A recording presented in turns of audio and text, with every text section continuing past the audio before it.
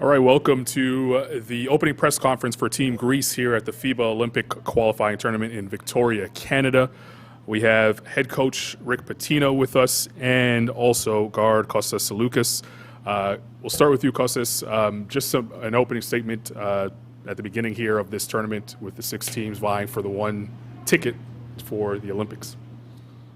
First of all, I want to say that we are very happy that we're going to represent our country over here. It's a big chance to fight for Olympic Games. That is a great honor for us. We know everybody that because of upsets and many excuses, it's difficult for us. But what I can say to our country, that we're going to fight every game, each game, and start over from tomorrow game against Canada. We know that it's very difficult and very hard, but we're going to try, and I believe in our power and in our coach. This is most important. Thank you, Kostas. And Coach, same question to you, just an opening statement here at the tournament. I think Kostas, what he's reiterating is we've battled adversity pretty hard. We lost our captain of our team, the great Spanulis, who retired from basketball because of a calf injury with us. Then we lost Kostas' teammate, Prentices, who would have been our starting power forward. We lost our small forward, Papa Petro, because of he needed injections into his knee. So this all happened in a two-span week, but one of the constants has been the person to my right. He's been there from day one, been a terrific leader, terrific basketball player, and we're very excited to be part of this. Thank you, Coach. A reminder, if you need to ask a question to both Coach or Kostas, we will have you identify them first and then ask your question. We'll also ask you to identify yourself and your affiliation as well. Just use the raise hand function in the chat and we will get to your question. So we'll start things off with Hector Gonzalez. Please unmute and go ahead and ask your question. Yes, good afternoon. My name is Hector Gonzalez, from Venezuela. This question is for Rick Pitino. Rick, what are the main goals from Greece in these qualifiers during the pandemic? What are my main goals? I think that's what I heard, yeah. Well, obviously, there's only one goal, and that's to try to qualify for the Olympics. That's it. It's been a while since Greece has competed in the Olympics, and the whole country is behind this basketball team, always is the national team. And we're going to give every ounce of perspiration we have to try and make it happen. It'll be very difficult, we know that, but we're going to be up for the challenge, and we know the teams we're playing, we have great respect for. It's going to be difficult, but we're up for the challenge. Michael Grange next.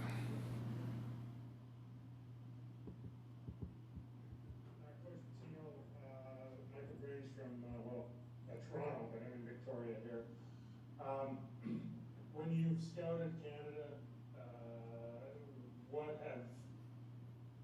as you prepare for Canada, what have you been able to assess? Do you think their strengths are going to be? And is there any particular advantage you guys think that Greece has that you think you can bring into that game tomorrow night? Well, you kind of answered your question by changing it. It went from scouting to preparation because we haven't been able to scout them. They haven't played any games. We've played 3 friendly games, and they have not played any games. So it's sort of we're going into this a little bit blind in terms of scouting what they do. We certainly know their talent. We certainly know that their coach is outstanding, but we don't know what they're going to run offensively, defensively, their scheme. We can just go from the Toronto Raptors or from other past Canadian teams, but I don't think that's much of a help. The guys that we do know about, obviously I've watched them play this year. I recruited quite a few of them back in my college days.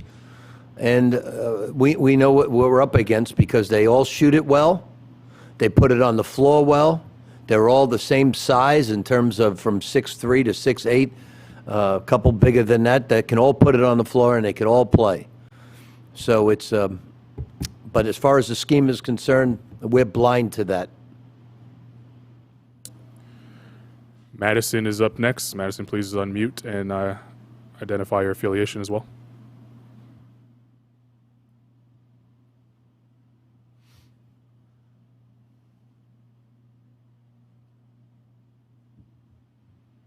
Go ahead, Madison. Madison Guernsey with FIBA. My question is for Kostas. With all his absences that you and your coach mentioned, what extra responsibilities fall onto you and the other veteran guys on the team? First of all, like Coach said, it's a big challenge for everybody to make a step up because of these upsets.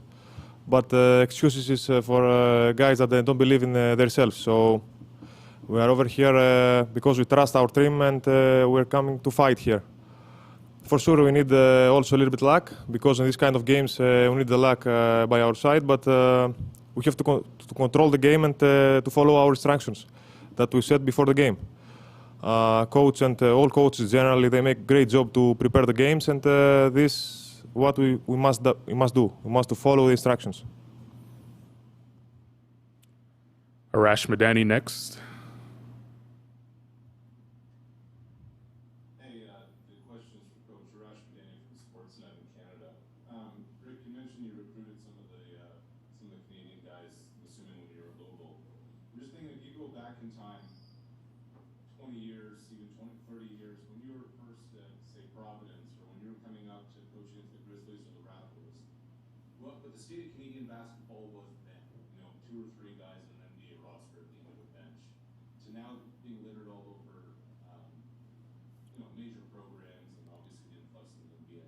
What have you made of where Canadian basketball has risen to, and what do you think it's a byproduct of? Well, I've coached Canadian basketball players all the way back at Boston University. At Providence College, my starting power forward was from Kitchener. I believe that's Ontario, David Kiffer. I've coached Canadians, but right now, Canada is feudal ground for every college basketball coach. I mean, there's so much basketball talent.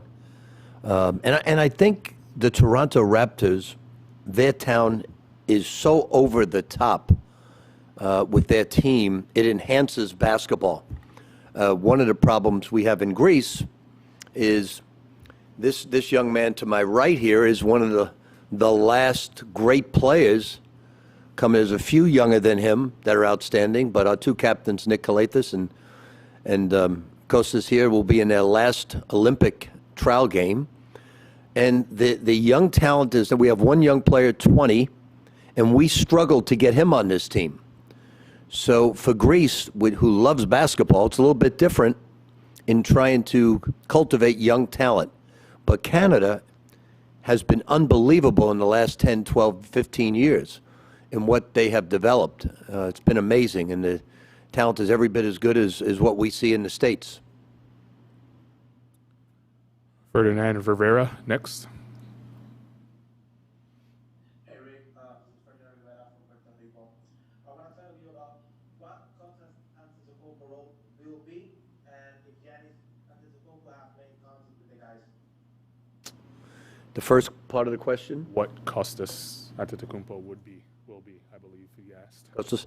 Well, Kostas is a young player, and so far, we have he'll see some time certainly, but it's he's a young player that has to develop, and he will develop into an outstanding basketball player. He's not there yet, but he will develop. We've asked Giannis a week or 2 ago if he would forfeit the New Jersey Nets series and forget to play with them and just come and play for us.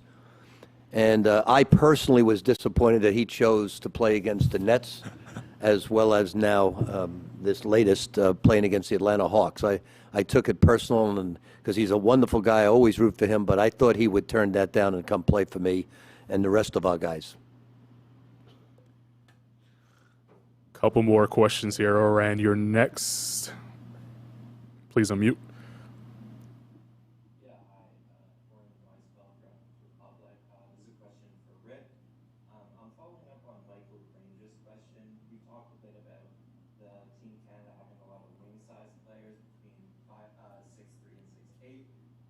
you think size could be a potential advantage for you guys against them? They didn't bring a lot of traditional centers to the tournament, so I'm wondering if you guys have thought about using that to your advantage in any way. I don't think it's we have a 7-foot center, but they have somebody who's very gifted as well. No, I don't think we have an edge on size. Matter of fact, if you break it down, we're probably about the same. This game comes down to a lot of times who's going to play the best defense and who's going to make shots. You watched the Bucks play Atlanta last night, and it's really Atlanta's game. They're in total control, and then Middleton just goes off with very difficult shots.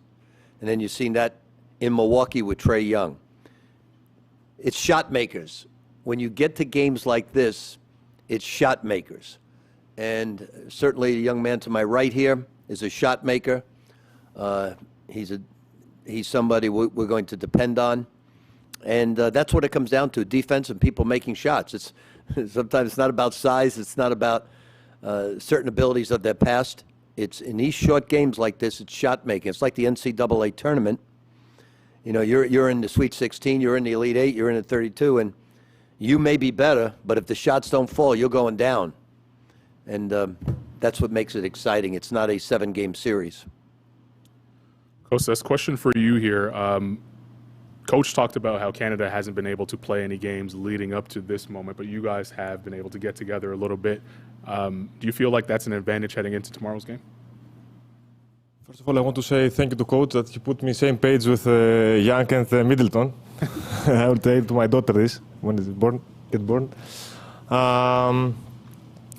Okay, I can say that also for us, okay, except these 3 friendly games, we're not a lot, we're not practicing a lot, all the team together. But I can say that is small advantage for us. Basically, also is disadvantage because they have picture for us and we don't have from them. Understand? This is also disadvantage because they can scout, they can prepare the game, and us we cannot.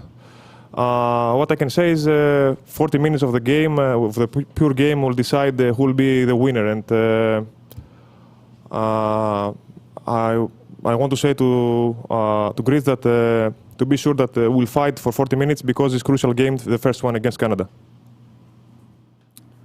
We have a question in the room from John Horn. Two questions, actually. Coach, you mentioned on Twitter it took you 24 hours to get here. That's the first time it's taken you that long to get anywhere. Maybe just explain that a little bit. And then I wanted to ask you guys, both of you, if you guys came together as a team last night, possibly to watch Giannis in the playoff game, if you guys have been watching this game, what kind of inspiration that gives for you, obviously, like that.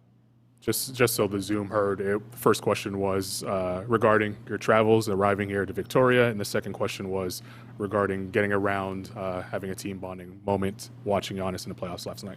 Well, we took a 4:00 bus from the hotel to the airport.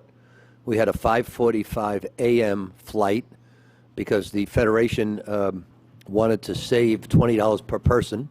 So we took the first flight out. I'm joking with that one. So we got the 5:45 flight, and it took us about 4 hours or so to get to Amsterdam. Once we arrived in Amsterdam, we had a 3-hour wait to get on to the next flight, and it took us about 8, 10, 9, 10 hours, whatever it was. Then we waited another hour and a half for the ferry, and then once we got on the ferry, we were locked inside a place, didn't go outside, and the ferry took the same time it would take from Athens to Mykonos, which is a very long time. So we got to the hotel. It was 24 hours. And the worst part about the situation is this, Vancouver, Victoria, are 2 of the most beautiful places in the world. And we can't, I'd love to have my players see it because they see it outside a little bit. And that's the problem with the virus and being with COVID in a bubble. But I wish they could see Victoria and how beautiful it is. And Vancouver was absolutely spectacular. And then the second question was regarding the playoff game last night. I happened to watch it. I don't know if Coach, did you? No, I didn't. No. We all root for Giannis. Thanasis, I coached as well, his brother. We all root for him. He's the most special basketball player right now in the NBA. One of the great ones in the NBA. We're rooting very hard for him to win it all. But we would also like to see him, if qualified, be on the team for the Olympics. That would be a great thing for him and his brother to join the team if this team was able to qualify for the Olympics. We have one last question coming from Zoom. Christopher Johnson, go ahead.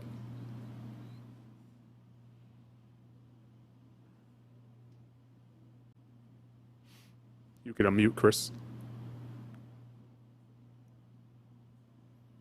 Is that better? That's better. Yep, you're good. This is Christopher Johnson, local at magazine in Canada. I'd like to ask you about that 2006 team. I remember when Greece surprised everybody in Japan and they beat the United States outside Tokyo. I'm wondering how that 2006 Greek team would inspire the current team that you have. Have you guys talked about that? Is that some type of inspiration? Question is for me. Who's that question for, Chris? Just For me, It better probably. be for Kostas For me, because I have no probably, idea. I was only 17 back then. I was 16 over there. But I remember because there was also different in the time. So I wake up to see the game. And the feelings that create this kind of game is amazing. I went immediately out with my friends and celebrate in the streets because it's something special that probably will not happen again. If the question is if it inspires us, for sure it's inspires us because it's something special and everybody dreams to be over there and win the best basketball team in the world and ever. So, but this question is too far for us. I think it's better to stay over here and to fight for our ticket in Olympic Games. This concludes the end of the opening press conference for Team Greece. They take on Canada in the first game on match day 1, 4:30 local time here in Victoria, BC. Thanks, Coach, and thank you, Kostas. Thank you.